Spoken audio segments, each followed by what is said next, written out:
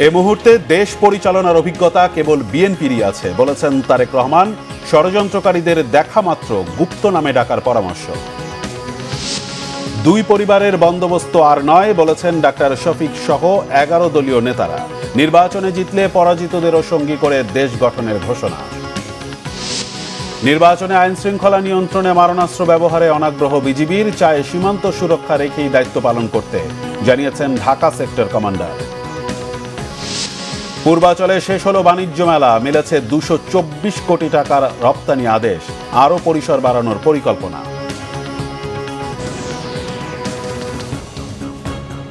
দেখছিলেন crown cement সংবাদ শিরোনাম, এবার বিস্তারিত। 12 ফেব্রুয়ারি কেউ যেন ভোটাধিকার কেড়ে নিতে না পারে, সেজন্য সবাইকে সতর্ক থাকার আহ্বান জানিয়েছেন বিএনপি চেয়ারম্যান তারেক রহমান। বলেন, গুপ্ত অনেককেই বিভ্রান্ত করার চেষ্টা করতে পারে। এই গুপ্তরা যারা 5 তারিখ পালিয়ে গেছে তাদের সাথে মিলেমিশে ছিল। পাবনা ও সিরাজগঞ্জে উন্নয়নের নানা পরিকল্পনার কথা তুলে ধরে তারেক রহমান বলেন, বিএনপি নির্বাচনে বিজয়ী হলে 13 ফেব্রুয়ারি থেকে উন্নয়ন পরিকল্পনা বাস্তবায়ন শুরু হবে। সিরাজগঞ্জ থেকে আরও জানাচ্ছেন জাহাঙ্গীর আকন, ছবি তুলেছেন এম সেলিম, সাথে ছিলেন সিরাজগঞ্জ প্রতিনিধি হারুনুর রশিদ খান। 19 বছর পর যমুনাপাড়ের শহর সিরাজগঞ্জে আসলেন বিএনপির চেয়ারম্যান তারেক রহমান। দীর্ঘ 1.5 যুগেরও বেশি সময় পর নেতাকর্মীরা তাদের প্রিয় নেতাকে সচক্ষে দেখবেন এবং তার নির্দেশনামূলক বক্তব্য শুনবেন, সে আশায় সকাল থেকেই অপেক্ষায় ছিলেন বিসিক শিল্প পার্ক এলাকার জনসভায়। বেলা 3:30টার পর জনসভার মঞ্চে আসেন তারেক রহমান। দীর্ঘদিন পর নেতাকে কাছে পেয়ে উচ্ছ্বসিত হন নেতাকর্মীরা। তারেক রহমান হাত নেড়ে সমবেত জনতাকে শুভেচ্ছা জানান। জনসভায় তারেক রহমানের স্ত্রী ডাক্তার জুবাইদা রহমান উপস্থিত ছিলেন। তারেক রহমান যখন জনসভার মঞ্চে পৌঁছান তার আগেই কানায় কানায় পূর্ণ হয়ে ওঠে জনসমুদ্রে পরিণত হয় বিসিক শিল্প পার্ক এলাকা।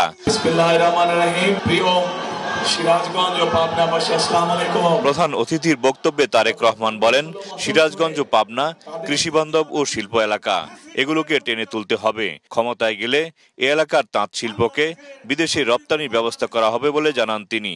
মা বোনদের স্বাবলম্বী করে গড়ে তুলতে নিজের পরিকল্পনার কথা জানান তারেক রহমান।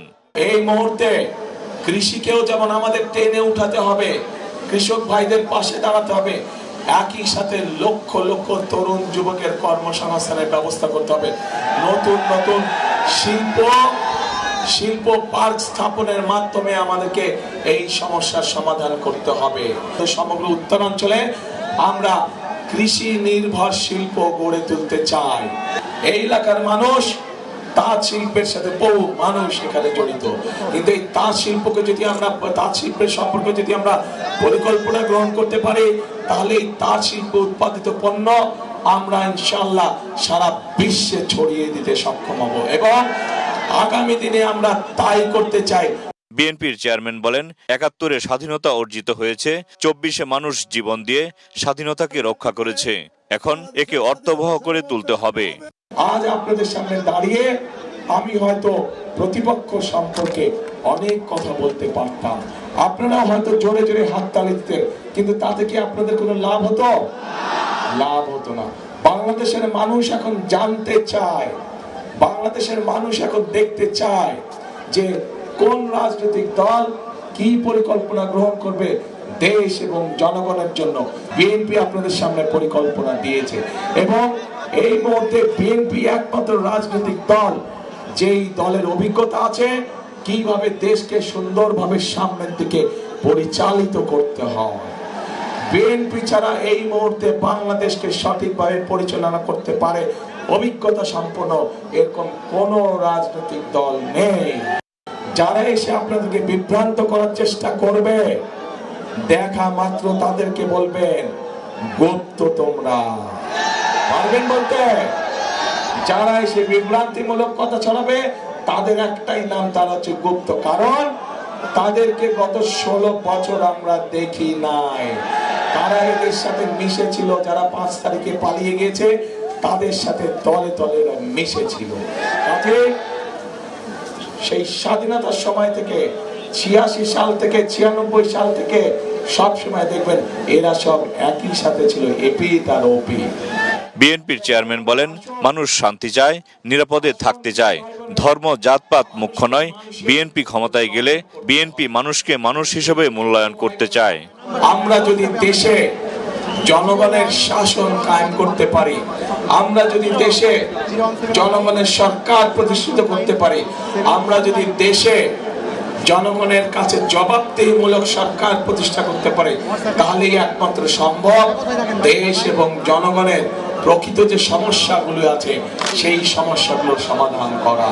যে বাংলাদেশে প্রত্যেকটি নারী পুরুষ নিরাপদে বসবাস করতে পারবে, যে বাংলাদেশে প্রত্যেকটি মানুষ নিরাপদে রাতে ঘরে ঘুমোতে পারবে, আমরা সেই রকম একটি বাংলাদেশকে গড়ে তুলতে চাই। কিন্তু সেই রকম বাংলাদেশকে যদি গড়ে তুলতে হয়, অবশ্যই বাংলাদেশের মানুষের জোরালো সমর্থন প্রয়োজন এবং আমরা দৃঢ়ভাবে বিশ্বাস করি এই সমর্থন প্রতিবারের মতন এবারও ইনশাআল্লাহ বাংলাদেশের মানুষ ধানের শীষের পক্ষে রায় দিবে। ভোটের অধিকার যাতে কেউ ছিনিয়ে নিতে না পারে সেদিকে সতর্ক থাকার আহ্বান জানান তারেক রহমান। আজকে যদি আমাদেরকে দেশকে গড়তে হয়, আজকে যদি এই 20 কোটি মানুষকে একসঙ্গে নিয়ে বাংলাদেশকে সামনের দিকে এগিয়ে যেতে হয়, তাহলে সকলকে আমাদেরকে ঐক্যবদ্ধ থাকতে হবে, আমাদেরকে সতর্ক থাকতে হবে যেন কোনো ষড়যন্ত্র করে কেউ আবার আপনাদের এই ভোটের অধিকারকে কেড়ে নিয়ে যেতে না পারে, আবার যেন ষড়যন্ত্র করে কেউ স্তব্ধ করে দিতে না পারে। সিরাজগঞ্জ ও পাবনার সংসদীয় আসনের প্রার্থীদের পরিচয় করিয়ে দেন তারেক রহমান। অতীতের মতো এবারও ধানের শীষে ভোট দিতে জনগণের প্রতি আহ্বান জানান বিএনপির চেয়ারম্যান তারেক রহমান। এই মানুষদের হাতে আমরা ধানের শীষ তুলে দিয়েছি। তারেক রহমান যেখানেই যাচ্ছেন সেখানেই মানুষের মন জয় করে নিচ্ছেন। ধানের শীষে ভোট চেয়ে তারেক রহমান বললেন, 12 ফেব্রুয়ারি নির্বাচনে জয়লাভ করলে সবাইকে নিয়ে দেশ গড়বেন তিনি, বাস্তবায়ন করবেন দেশের উন্নয়নে নেয়া তার পরিকল্পনা। জাহাঙ্গীর আকন্দ, বাংলা ভিশন, বিসিক শিল্পপার্ক, সিরাজগঞ্জ। সিরাজগঞ্জের জনসভা শেষে টাঙ্গাইলের নির্বাচনী জনসভায় যোগ দেন তারেক রহমান। বিকেল 5টার দিকে তিনি টাঙ্গাইলের জনসভাস্থলে পৌঁছান। এ সময় নেতাকর্মীরা উচ্ছ্বসিত হয়ে ওঠেন। তারা স্লোগানে মুখরিত করে তোলে পুরো জনসভাস্থল। সমাবেশে তারেক রহমান টাঙ্গাইলের সংসদীয় আসনের ধানের শীষের প্রার্থীদের পরিচয় করিয়ে দিয়ে ধানের শীষে ভোট প্রার্থনা করেন। বলেন, ভোট দিয়ে নির্বাচিত করলে জনগণকে সাথে নিয়ে দেশ এগিয়ে নিয়ে যেতে কাজ করবে বিএনপি। নির্বাচনকে বাধাগ্রস্ত করতে কোনো মহল ষড়যন্ত্র করছে জানিয়ে তিনি সবাইকে সতর্ক থাকার আহ্বান জানান।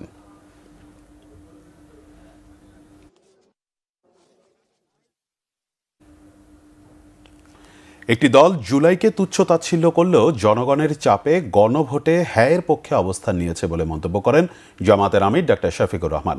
বিকেলে কেরানীগঞ্জ ঢাকা জেলার জনসভায় একথা বলেন তিনি। এর আগে কুমিল্লার 14 গ্রামে 11 দলীয় জোটের জনসভায় অংশ নিয়ে জামাত আমির বলেন, নির্বাচনে জয়ী হলে পরাজিতদেরকেও দেশ গঠনে সঙ্গী করা হবে। কোনো দলকে হজম নয়, ঐক্যবদ্ধ বাংলাদেশ গড়তে চায় 11 দলীয় জোট। নির্বাচন বানচালের চেষ্টা করলে প্রতিহতের হুঁশিয়ারি দেন এনসিপির আহ্বায়ক নাহিদ ইসলাম। রেজাল করিমের ক্যামেরায় ওমর ফারুকের রিপোর্ট। নির্বাচনী প্রচারণার 10ম দিনে কুমিল্লার 14 গ্রামে জামাত ইসলামী সহ 11 দলীয় জোটের নির্বাচনী জনসভা। নির্ধারিত সময়ের আগে সভাস্থলে জড়ো হন নেতাকর্মীরা। অংশ নেন জামায়াতের আমির সহ 11 দলীয় শীর্ষ নেতারা। এ সময় 11 দলের শীর্ষ নেতারা বলেন, 24-এর পরে বাংলাদেশের মানুষ 2 পরিবারতন্ত্রের রাজনৈতিক বন্দোবস্তে ফিরতে চায় না। বলেন, অভ্যুত্থানে শুরু হওয়া পরিবর্তনকে চূড়ান্ত রূপ দিতে গণভোটে জয়যুক্ত করতে হবে। 11 দলীয় জোট জয়ী হলে জুলাই গণহত্যা ও হাতি হত্যার বিচারের প্রতিশ্রুতিও দেন তারা। আমরা স্পষ্টভাবে বলে দিতে চাই, বাংলাদেশে সরকারকে ক্ষমতায় আসবে, সরকারকে গঠন করবে, তা নির্ধারণ করবে একমাত্র বাংলাদেশের জনগণ। যদি কোনো আধিপত্যবাদী শক্তি চেষ্টা করে এই সরকার এই নির্বাচনকে তারা হস্তক্ষেপ করার চেষ্টা করে, তাদের বিরুদ্ধেও বাংলাদেশের জনগণ দাঁড়াবে। জামায়াতের আমির ডক্টর শফিকুর রহমান বলেন, 11 দলীয় জোট এমন দেশ গঠন করতে চায় যেখানে সব নাগরিকের জীবন, সম্পদ এবং সম্মান নিরাপদ থাকবে। ঐক্যবদ্ধ বাংলাদেশের প্রতিশ্রুতিও দেন তিনি। চাঁদাবাজি সহ যত দুর্নীতি আছে আমরা এগুলার জড় কেটে দিতে চাই ইনশাআল্লাহ তাআলা। এতে কারো ভয় পাওয়ার তো কিছু নেই। যারা চাঁদাবাজি করেন, দুর্নীতি করেন, তাদেরও ভয় পাওয়ার কিছু নেই। আমরা তো এমন একটা সমাজ গড়তে চাচ্ছি যেখানে প্রত্যেকটা নাগরিক তার জীবন, সম্পদ এবং ইজ্জতের নিরাপত্তা ভোগ করবে ইনশাআল্লাহ। পরে কুমিল্লার নিমসার ও দাউদকান্দিতে পথসভায় যোগ দেন জামাত আমির। ঢাকায় ফেরার পথে কেরানীগঞ্জের জামায়াত ইসলামী ঢাকা জেলার উদ্যোগে আয়োজিত নির্বাচনী জনসভায় অংশ নেন তিনি। এ সময় জামায়াতের আমির বলেন, একটি দল জুলাইকে তুচ্ছ তাচ্ছিল্য করলেও জনগণের চাপে গণভোটে হায়ের পক্ষে অবস্থান নিয়েছে।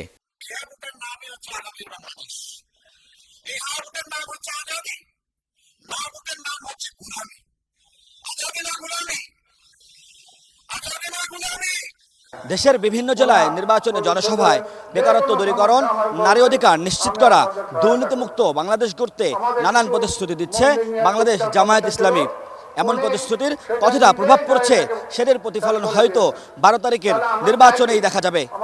ওমর ফারুক, বাংলা ভিশন। স্বাধীনতায় বিরোধিতার জন্য জামাতকে ক্ষমা চেয়ে ভোট চাওয়ার আহ্বান জানিয়েছেন বিএনপি মহাসচিব মির্জা ফখরুল ইসলাম আলমগীর। সকালে ঠাকুরগাঁও 1 আসনে নির্বাচনী গণসংযোগে পথসভায় তিনি কথা বলেন।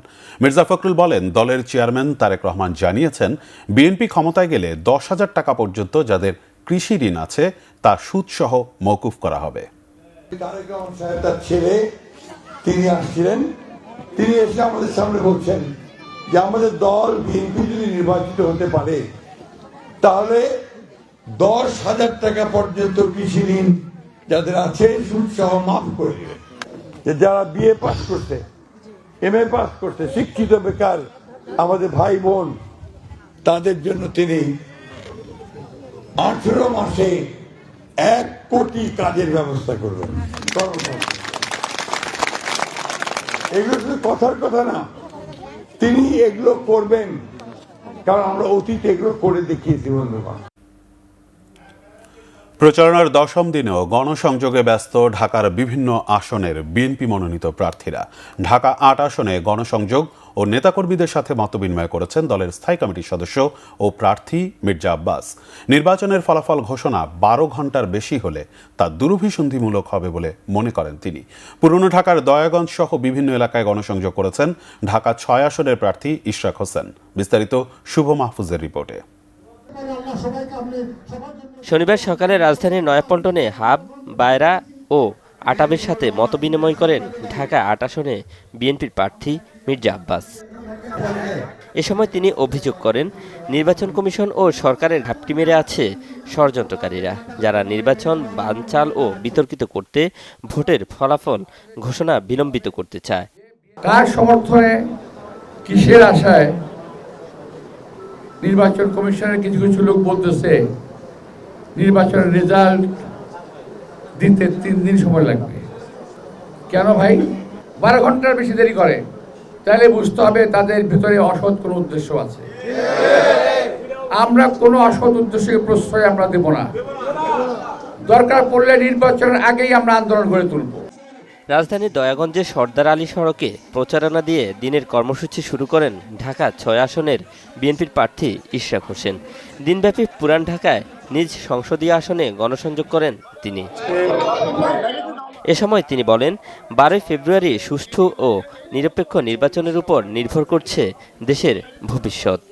আমাদেরকে যে কোনো মূল্যে নিশ্চিত করতে হবে যে একটি সুষ্ঠু, স্বাভাবিক, নিরপেক্ষ নির্বাচন আমরা অনুষ্ঠিত করতে পারি এবং শান্তিপূর্ণ উপায়ে গণতান্ত্রিক পন্থায় ক্ষমতা হস্তান্তরের পথ সেটা আমরা শুরু করতে পারি। এই শুরুর মাধ্যমেই কিন্তু নির্ধারিত হবে আগামী দিনে বাংলাদেশ কোন পথে যাবে। রাজধানীর মুগদায় সমাবেশ করেছেন ঢাকা 9 আসনের প্রার্থী হাবিবুর রশিদ হাবিব। এ সময় বেশ কিছু প্রতিশ্রুতি দেন তিনি। যার এই এলাকার এত হাজার হাজার মা বোনরা রয়েছেন, এত হাজার হাজার আমাদের সমর্থক রয়েছে, আমাদের এলাকার সবাইকে নিয়ে আমরা আগামী দিনে এই ঢাকাটাকে গড়ে তুলব। এদিকে ঢাকা 17 আসনে নারী উন্নয়ন পরিকল্পনা নিয়ে উঠান বৈঠক করেছে ভাসানটেকের বিভিন্ন জনগণ। শুভ মাহফুজ, বাংলা ভিশন, ঢাকা। নির্বাচনে আইনশৃঙ্খলা নিয়ন্ত্রণে কোনো ধরনের মারণাস্ত্র ব্যবহারের পক্ষে নয় বিজিবি, জানিয়েছেন বাহিনীর Dhaka sector commander colonel SM Abul Ehsan. শনিবার সকালে বিজিবির ঢাকা বেস ক্যাম্পে কথা জানান তিনি। নির্বাচনে 9টি জেলায় মোট 134 প্লাটুন বিজিবি সদস্য কাজ করবে জানিয়ে তিনি বলেন, সীমান্তের নিরাপত্তা নিশ্চিত রেখেই নির্বাচনের দায়িত্ব পালন করবে বিজিবি। বিস্তারিত জানাচ্ছেন জিয়া খান। নির্বাচন সামনে রেখে রাজধানীর মিরপুরের সুইমিং কমপ্লেক্সে অস্থায়ী বেজ ক্যাম্প স্থাপন করেছে বর্ডার গার্ড বাংলাদেশ বিজিবি। সংবাদ সম্মেলনে sector commander colonel S M. Abul Ehsan বলেন, সহিংসতা মোকাবেলায় rapid action team, quick response team ছাড়াও বিজিবির হেলিকপ্টার মোতায়েন থাকবে। নির্বাচনের দায়িত্বে দেশের 9টি জেলার 4টি সিটি কর্পোরেশনের 51টি আসনে 134 প্লাটুন বিজিবি মোতায়েন থাকবে। তৈরি করা হয়েছে 42টি বেজ ক্যাম্প, থাকবে বিশেষায়িত ডগ স্কোয়াডও। নির্বাচনী দায়িত্ব পালনে বর্ডার অরক্ষিত থাকবে না বলেও দাবি করেন তিনি। আমাদের 4427 কিলোমিটার সুরক্ষা নিশ্চিত করেই আমাদের এই ফোর্স বের করা হয়েছে, তাদেরকে এমপ্লয় করা হয়েছে। আমাদের 100% আমাদের সার্বভৌমত্ব রক্ষা করার জন্য যে পরিমাণ ফোর্স আমাদের ডিপ্লয় থাকার কথা, এবং স্পেশালি মায়ানমার বর্ডার এবং অন্যান্য জায়গায়ও আমাদের সেই পরিমাণ ফোর্স আমাদের মোতায়েন আছে। পরিস্থিতি যতই খারাপ হোক, কম শক্তি ব্যবহার করে তা মোকাবেলা করার কথা জানান আবুল এহসান। আইন শৃঙ্খলা রক্ষা করতে যে আমরা লিথাল ওয়েপেন ব্যবহার না করার পক্ষে। আমি আশা করি নির্বাচন অত্যন্ত সুষ্ঠুভাবে এবং সুন্দরভাবে হবে। এই লক্ষ্যই কিন্তু আমাদের মোতায়েন, যাতে কেউ কোনো ধরনের কোনো দুর্বলতাকে কাজে লাগিয়ে কোনো ধরনের কোনো অস্থিতিশীল পরিস্থিতি সৃষ্টি করতে না পারে। এই জন্যই এত মোতায়েন এবং এত পরিকল্পনা। নির্বাচনের আগের দিন, নির্বাচনের দিন ও পরের দিনও দায়িত্ব পালন করবে বিজিবি। জিয়া খান, বাংলা ভিশন, ঢাকা। এবারে নির্বাচনে ভোটেই জিততে হবে, 2 নম্বরের কোনো সুযোগ নেই, জানিয়েছেন নির্বাচন কমিশনার অবসরপ্রাপ্ত ব্রিগেডিয়ার জেনারেল আবুল ফজল মাহমুদ সানাউল্লাহ। সকালে ভোলা জেলা রিটার্নিং কর্মকর্তা ও জেলা প্রশাসক কার্যালয়ে এক মতবিনিময় সভায় তিনি কথা বলেন। সব ভোটার যেন কেন্দ্রে গিয়ে নিরাপদে ভোট দিতে পারেন তা নিশ্চিত করতে হবে উল্লেখ করে কমিশনার সানাউল্লাহ মতবিনিময় সভায় ভোলা জেলা প্রশাসক ডক্টর শামীম রহমান ও পুলিশ সুপার শহীদুল্লাহ কাউসার সহ আইন শৃঙ্খলা বাহিনী ও বিভিন্ন সরকারি দপ্তরের ঊর্ধ্বতন কর্মকর্তারা উপস্থিত ছিলেন। আমরাও একজন ভোটার, আমরাও নাগরিক, আমিও হয়তো ভোট কেন্দ্রে 7 মাসের সুদীর্ঘ কর্মকাল তিনি প্রদর্শন করেন। খোলার তথ্যচিত্র আমাদের খোলাতে পারতপক্ষে 100% কেন্দ্রে সিসিটিভি লাগিয়ে ফেলা।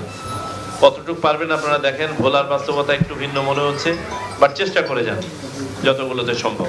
এখনো হাতে 11 দিন সময় আছে, চেষ্টা করলে আমার মনে হয় আরো উন্নতি করতে পারবেন। এতে করে ডেটারেন্সটাও বাড়বে, কেন্দ্রে কেউ আপনার কোনো অসৎ কাজ করার সাহস পাবে না, আর দ্বিতীয়ত হচ্ছে আপনাদের হাতে কোনো এভিডেন্স থাকবে। ঢাকা আন্তর্জাতিক বাণিজ্য মেলার পর্দা নামলো আজ। বাণিজ্য মেলার 30তম এই আসরে প্রায় 400 কোটি টাকার পণ্য বিক্রির পাশাপাশি 224 কোটি টাকার পণ্য রপ্তানির আদেশ মিলেছে বলে জানিয়েছেন বাণিজ্য উপদেষ্টা শেখ বশিরউদ্দিন। উপদেষ্টা জানান, রপ্তানি ও শিল্প খাতের উদ্ভাবনী পণ্যের প্রদর্শনীর স্বার্থে এক্সিবিশন সেন্টারের পাশে নতুন করে আরও 6 একর জমিতে বহুতল ভবন তৈরি করা হবে। শনিবার শেষ হলো ঢাকা আন্তর্জাতিক বাণিজ্য মেলা। পূর্বাচলের বাংলাদেশ চীন মৈত্রী এক্সিবিশন সেন্টারের এবারের মেলায় অংশ নেয় সিঙ্গাপুর, ভারত, মালয়েশিয়া সহ 6 দেশের 11টি প্রতিষ্ঠান। সব মিলিয়ে দেশি বিদেশি 329টি প্রতিষ্ঠানে ভিড় করেন ক্রেতা ও দর্শনার্থীরা। মেলার 30তম এই আসরে আগের বছরের তুলনায় বিক্রি বেড়েছে প্রায় 4%। সমাপনী অনুষ্ঠানে বাণিজ্য উপদেষ্টা জানিয়েছেন, 1 মাসের প্রদর্শনী থেকে রপ্তানির আদেশ মিলেছে 224 কোটি টাকার।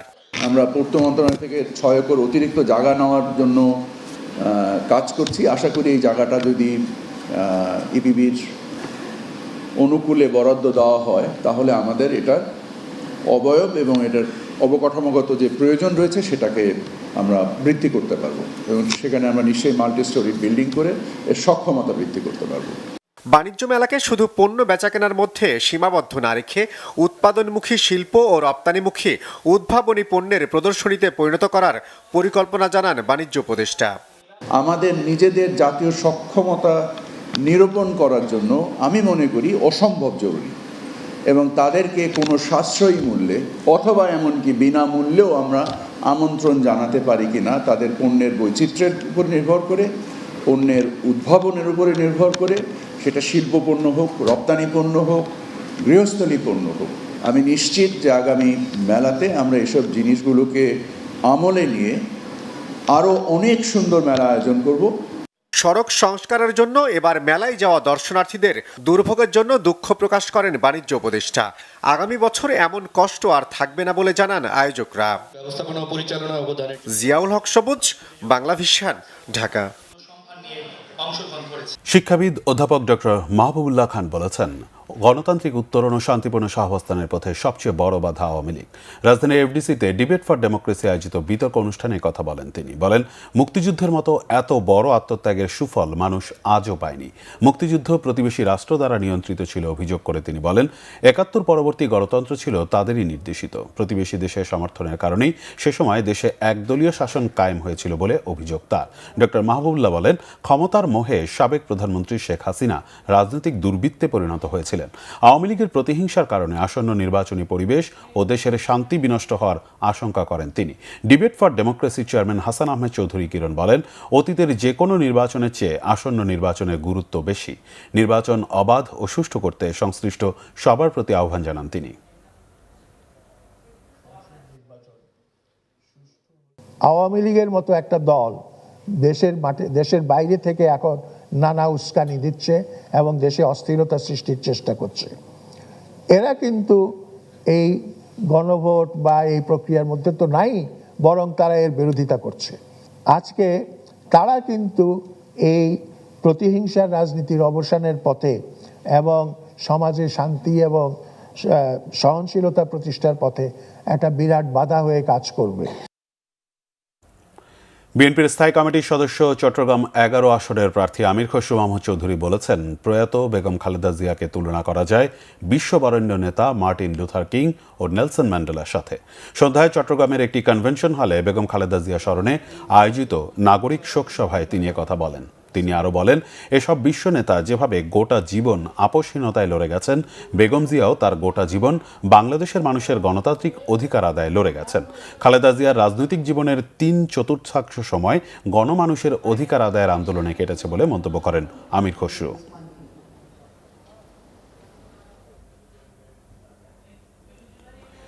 ক্ষমতায় গেলে বিএনপি প্রাতিষ্ঠানিকভাবে সবার জন্য বিনামূল্যে ইন্টারনেট সুবিধা নিশ্চিত করবে, জানিয়েছেন দলের নির্বাচন পরিচালনা কমিটির মুখপাত্র ডক্টর মাহদি আমিন। শনিবার রাজধানীতে আগামীর বাংলাদেশ বিনির্মাণে আইসিটি সেক্টরের ভূমিকা ও করণীয় শীর্ষক অনুষ্ঠানে একথা জানান তিনি। বলেন, সরকার গঠন করলে আইসিটি খাতে ১০ লাখ কর্মসংস্থানের লক্ষ্যে কাজ করবে বিএনপি। এছাড়া জনগণের তথ্য সুরক্ষায় 4 টিয়ার মানের ডেটা সেন্টার নির্মাণের উদ্যোগ গ্রহণ করা হবে। আয়োজনে জনগণের জীবনমান উন্নয়নে তথ্য প্রযুক্তিকে সঠিকভাবে কাজে লাগানোর উপর গুরুত্ব দেন বিএনপির স্থায়ী কমিটির সদস্য ডক্টর আব্দুল মঈন খান।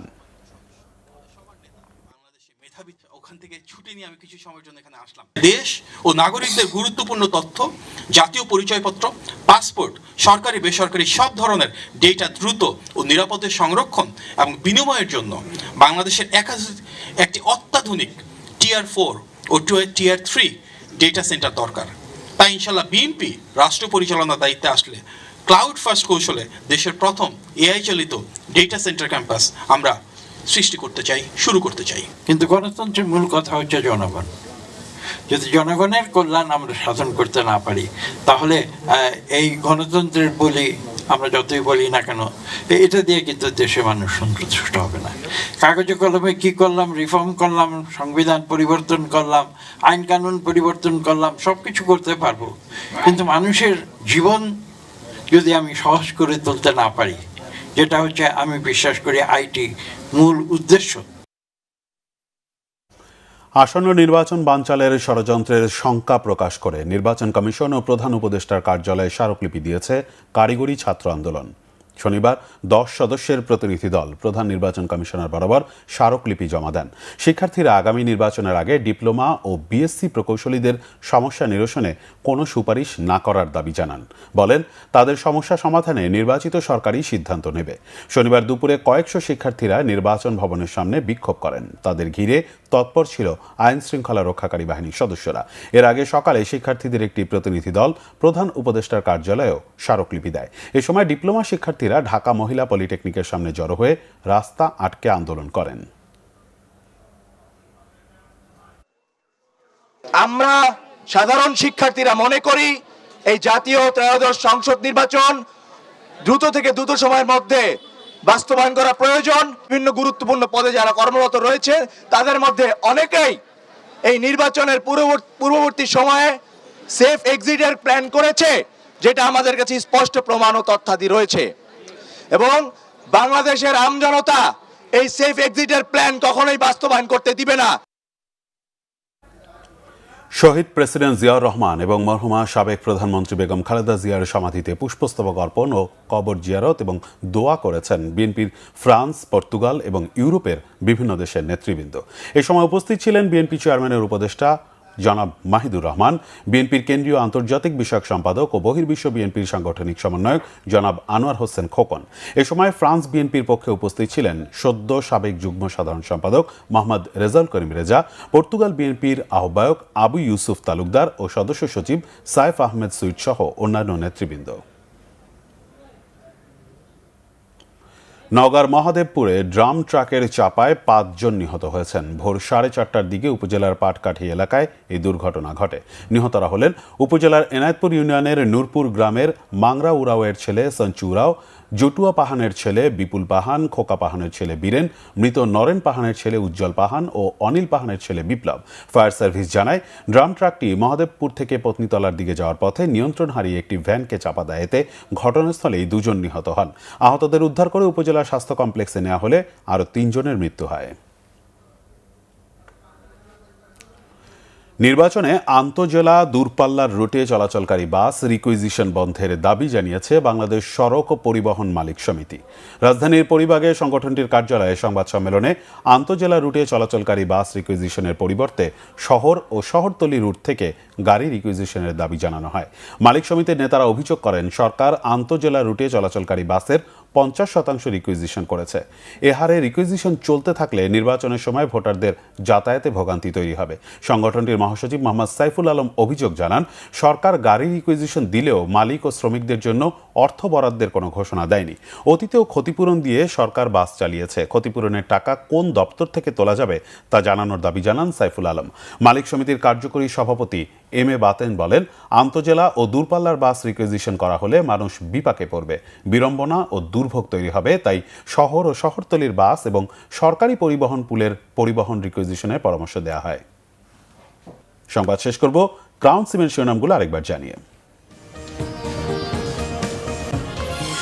এ মুহূর্তে দেশ পরিচালনার অভিজ্ঞতা কেবল বিএনপিরই আছে বলেছেন তারেক রহমান। ষড়যন্ত্রকারীদের দেখা মাত্র গুপ্ত নামে ডাকার পরামর্শ। 2 পরিবারের বন্দোবস্ত আর নয় বলেছেন ডাক্তার শফিক সহ 11 দলীয় নেতারা। নির্বাচনে জিতলে পরাজিতদেরও সঙ্গী করে দেশ গঠনের ঘোষণা। নির্বাচনে আইন শৃঙ্খলা নিয়ন্ত্রণে মারণাস্ত্র ব্যবহারে অনাগ্রহ বিজিবির, চায় সীমান্ত সুরক্ষা রেখেই দায়িত্ব পালন করতে, জানিয়েছেন ঢাকা সেক্টর কমান্ডার। পূর্বাচলে শেষ হলো বাণিজ্য মেলা, মিলেছে 224 কোটি টাকার রপ্তানি আদেশ, আরও পরিসর বাড়ানোর পরিকল্পনা।